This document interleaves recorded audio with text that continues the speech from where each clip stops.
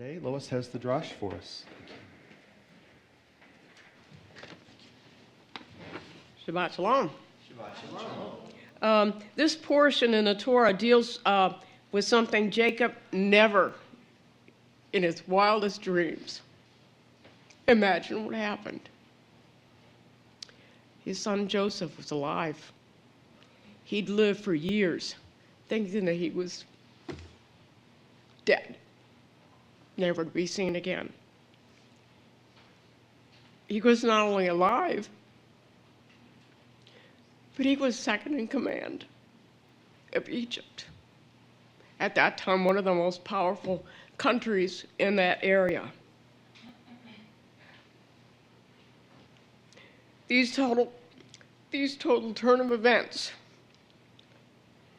from famine to plenty, from death to life, and from nomadic wandering to places that they could call their own, were brought about because Joseph honored God. He honored the God of his father Abraham, Isaac, and Jacob. Even in a foreign land, removed from all that was familiar, he clung to the truths that he'd been taught as a child. God is the God of the impossible.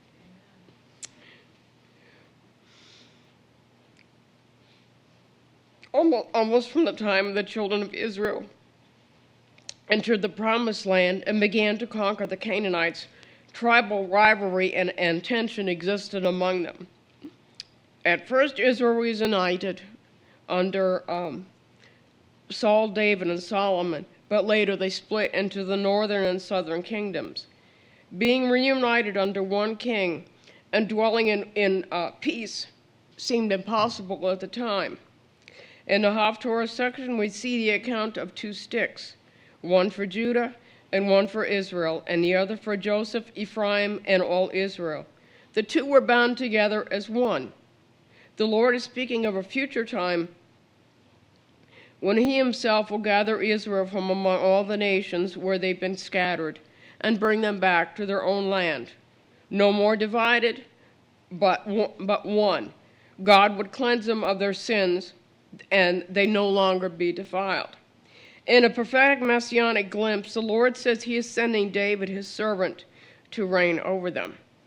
One shepherd, and they'll dwell in the land forever with a covenant of peace, and my sanctuary will be among them. All the nations will know that the Lord, he is God. The New Covenant reading takes place on the evening of the resurrection. Yeshua, walking with two of the disciples from Jerusalem to Emmaus, discussed recent events. They were disillusioned when Yeshua had been put to death. They thought he was a long-awaited Messiah, and the future looked bleak and uncertain. When they sat down to bread, Yeshua asked a blessing, and they realized who he was. They made fast track back to Jerusalem. I can guarantee you they got back faster than what they came. And they made fast track back to Jerusalem to let the others know that they'd seen the risen Lord. Their conversation was much different on the way back than it was on the way out. When they met up with the disciples, who should appear among them but Yeshua himself? The Lord had sent David among them. In all three scriptures, the recurring theme is joy in unforeseen circumstances, all orchestrated by God for his glory. Jacob had given up all hope of ever seeing Joseph again. They left everything behind at Joseph's word, for the good of the land would be theirs. Israel had been carried into captivity, but God promised to gather them from wherever they were to return to their own land. He would send the one king to rule a united country. The despondent disciples were at their wits' end. They had such high hopes for Yeshua, and now he'd been put to death. The resurrection was the beginning of a whole new chapter in their lives and countless lives for others throughout the centuries. We can't outguess God, and we can't fathom what He's got planned for us. This year, make a commitment to delve deeper into His Word and how it applies in your life, and you won't be disappointed. Shabbat Shalom.